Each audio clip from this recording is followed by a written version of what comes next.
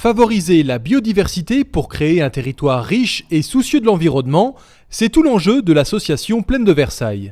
Les corridors écologiques participent de ce développement vertueux en créant des passages entre les réservoirs de biodiversité comme les massifs forestiers.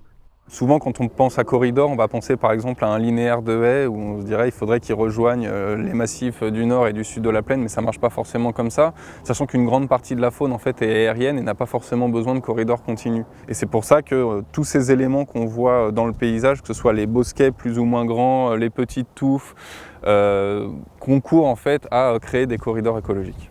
Quelques agriculteurs de la plaine l'ont bien compris et beaucoup ont décidé de planter des haies en bordure de champs, notamment pour conserver les auxiliaires de culture. Par exemple les carabes et aussi les coccinelles qui vont se conserver durant les périodes d'interculture et qui seront prêtes à intervenir sur les cultures. Par exemple, s'il y a une attaque de pucerons, on aura des réserves d'auxiliaires.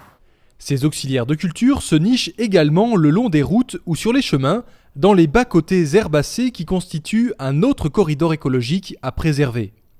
Par ailleurs, un territoire riche, c'est un territoire qui accueille une grande variété de plantes et d'animaux. C'est dans cet objectif que le rue de Galy a récemment été réaménagé au niveau de Rennes-Moulin. Recréation de méandres et plantation d'une trentaine d'espèces de végétaux différents. L'objectif, c'est qu'ils puissent en partie déborder plus facilement dans les champs, ainsi limiter les impacts des crues sur les zones urbaines.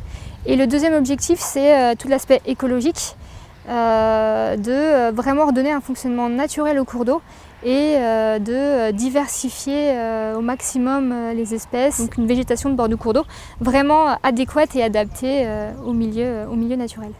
Autres espaces à enjeu, les prairies calcicoles. Il s'agit d'affleurements calcaires où une flore très diversifiée et rare s'est développée, favorisant le développement des insectes et de leurs prédateurs. Pourtant, cette biodiversité est menacée. Avant, on avait du pâturage sur ces prairies, ce qui permettait de les garder ouverts et de les garder, comme on le voit ici, en prairie. De l'abandon de l'élevage et donc du pâturage a amené à ce que ces prairies s'enfrichent. Donc au fur et à mesure, on a des petits arbustes qui s'installent, puis une forêt. Il est donc nécessaire de défricher régulièrement ou bien pourquoi pas de réintroduire du pâturage, une méthode plus naturelle.